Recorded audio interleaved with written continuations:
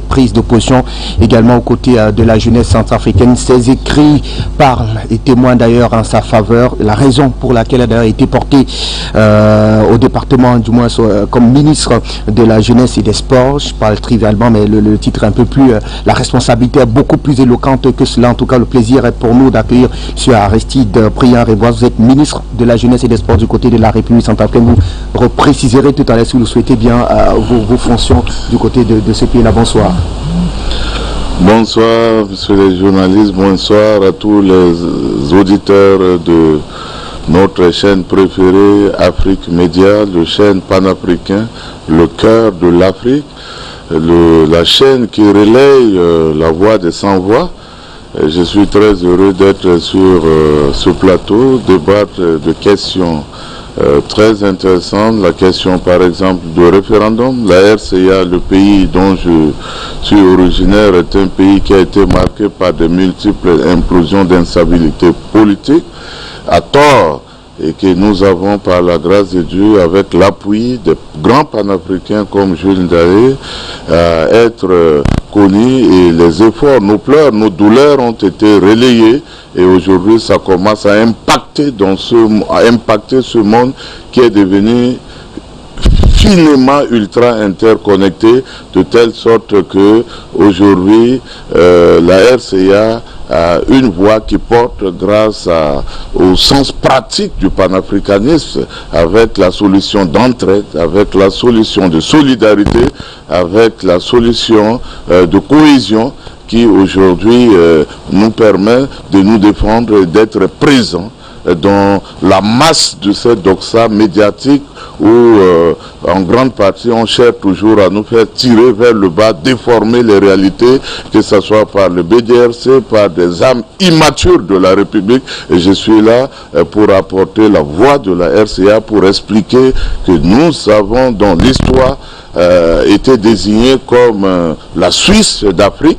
Et nous sommes en train de redevenir la Suisse d'Afrique grâce à la grandeur de la vision du président Touadéra. Et en Suisse, s'il y a un pays en Europe où le référendum est un jeu, le référendum, on pratique même chaque mois, c'est la Suisse. Alors, à l'image de la Suisse, nous allons renouer avec cette tradition suissienne de l'Afrique. Je vous remercie. Rapidement, peut-être que l'on reste avec vous, monsieur le ministre, pour rentrer dans le vif du sujet. On parle véritablement de ce référendum constitutionnel qui va avoir le jour d'ici le 30 juin. Un référendum qui est l'émanation du peuple centrafricain, qui a pris celui d'interpeller plus d'une fois le président de la République centrafricaine pour statuer notamment sur cette disposition qui permet en la matière au président de la République de pouvoir convoquer ses concitoyens pour un regard un peu plus approfondi sur les questions de la nation, notamment celle de la réécriture d'une loi fondamentale qui oriente véritablement la vie à tout point de vue d'une nation. Comment est-ce que vous, en tant que ministre, vous appréciez-vous véritablement cette dynamique qui est quand même une dynamique ascendante, c'est-à-dire qui est l'émanation du peuple pour vous, les dirigeants notamment?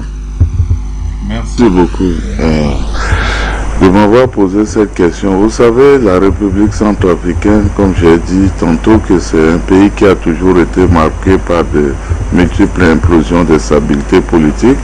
Moi, en tant que j'ai fait une étude de polémologie qui me permet de m'intéresser plus à la cause, c'est-à-dire aux multiples causes de conflit, qu'aux conséquences, comment on appelle, générées par une cause quelconque.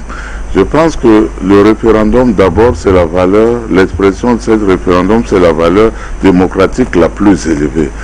Et que la République centrafricaine est un pays qui, d'après ce que je sais, sur le cas précis, nous avons eu la montée, effectivement, en puissance des jeunes qui étaient à un moment donné utilisés à des fins contre la République, qui se sont réunis pour dire aujourd'hui nous voulons autre chose. Vous savez, il y a un ami écrivain juif qui m'avait dit un jour que pour cacher quelque chose aux Africains, il faut seulement écrire dans un livre quelque part.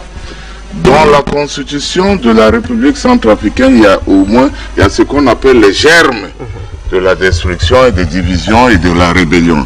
Et l'article 36 de la Constitution en République centrafricaine contient ces germes de rébellion. Pourquoi on dit concrètement je vous explique les choses de la manière la plus simple, parce que vous savez que dans la Constitution, deux éléments influent la Constitution. Il y a l'histoire d'un peuple et la géographie d'un peuple.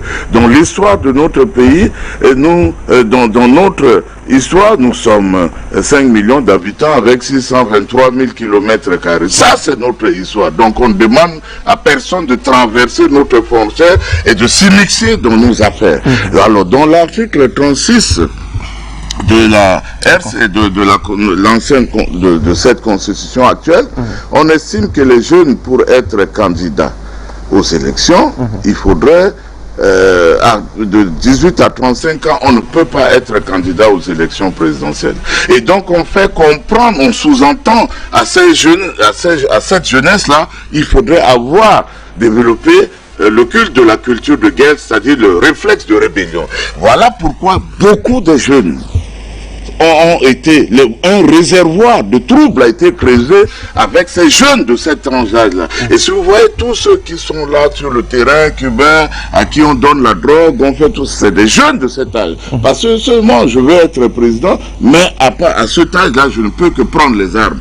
Or, dans l'histoire de notre pays, ce qui a fait la grandeur de notre pays, au lendemain de l'indépendance, le président le plus ancien, c'était Ahidjo qui avait 32 ans, mais le président le plus jeune, c'était le centrafricain David Dacko qui avait 26 ans. Mais le pays a marché, il n'y avait pas de problème. Et donc, ce germe de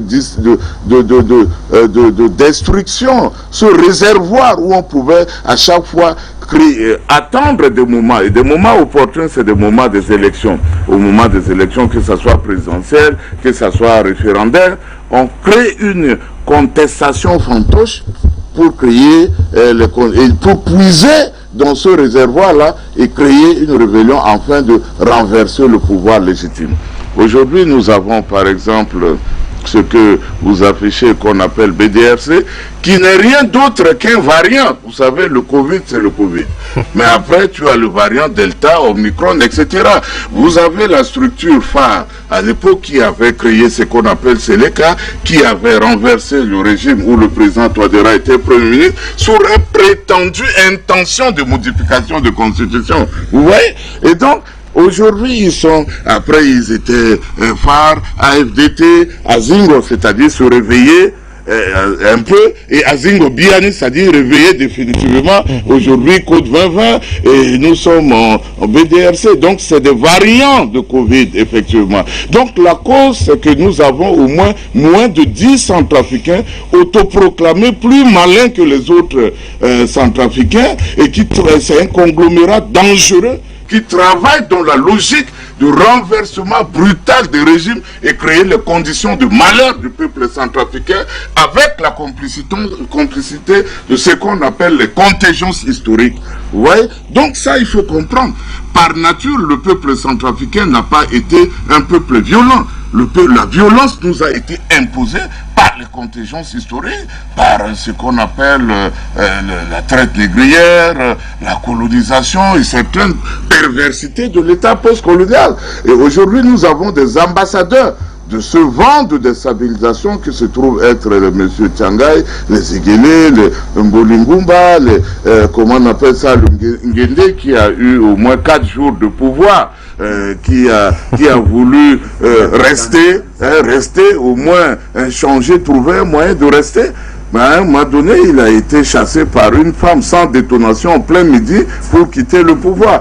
Donc, vous avez aujourd'hui M. Tchangaï qui aujourd'hui se prête à cet exercice de petit donneur de leçons de morale. Mais il vous souviendra qu'en 2015, il était celui qui avait dit et écrit officiellement devant la communauté internationale qu'il faudrait qu'on envoie 2 constitutionnalistes étrangers pour interpréter sa position, pour lui permettre d'être candidat aux élections. Vous voyez donc, après vous allez voir Ngende, vous allez voir Kamoun, vous allez voir Ziglé, mais c'est de ceux que j'explique que le pouvoir leur a donné leur part de responsabilité.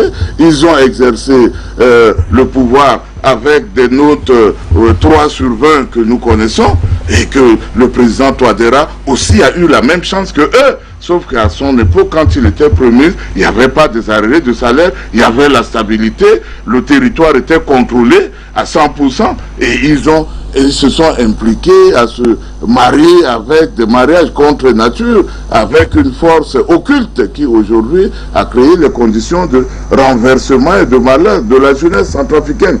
Donc ce référendum, c'est l'expression de l'émanation de la jeunesse qui avait récolté des signatures qui égale à 3 fois plus que le suffrage exprimé pour voter le président, pour demander à l'Assemblée nationale de se prononcer. Aujourd'hui, nous sommes dans ce processus irréversible qui ne fait que commencer. Ça va nous permettre de parler de nos richesses, comment protéger nos ressources et quel est l'avenir de cette jeunesse.